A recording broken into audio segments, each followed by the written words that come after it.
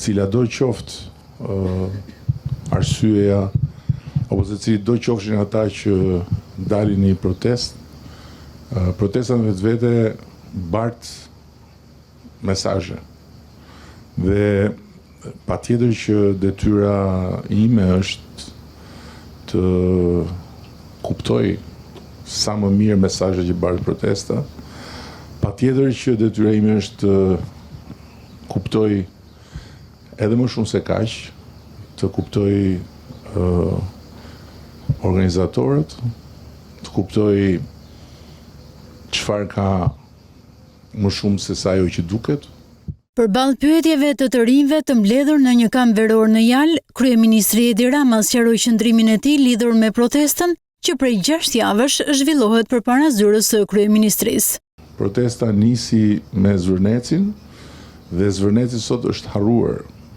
Kryeministri u ndal edhe tek ndikimi i algoritmeve të rrjeteve sociale dhe fenomeni i dezinformimit, duke argumentuar se qytetarët, pa e kuptuar, mund të përdoren si instrumente nga aktorë me qëllime armiqësore. Algoritmi ka impakt të jashtëzakonshëm në amplifikimin e zhurmës. Foli edhe për pasojat e drejtpërdrejta që sipas tij sjell ky fenomen. Ke i pasur anullime pafund. Gjatë bashkëbisedimit Rama ndau edhe mësimet që tha se kishte nxjerr nga kjo situatë.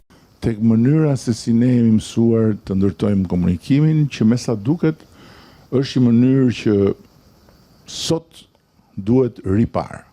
I pyetur drejt për drejt për projektin e Zvërnecit, kryeministri theksoi se ai është pjesë e vizionit për ta çuar Shqipërinë në një nivel të ri të zhvillimit turistik. Turizmi masiv ne nuk na çon shumë lart, po na çon poshtë. Kreu i mazhorancës socialiste theksoi atë që e cilësoi mision. Mund ta përmbushim ëndrrën e antarësimit në Bashkimin Evropian. Ky është misioni i Partisë Socialiste. Edhe patjetër që ky është misioni im. Kreu i qeverisë tha se nuk ndërhyn në punët e brendshme të Kosovës dhe Maqedonisë së Veriut. Unë nuk bëj babën. Rama zbuloi atë që ndodh kur takohet me Albin Kurtin, por edhe ndarjet për qëllimet e njëjta.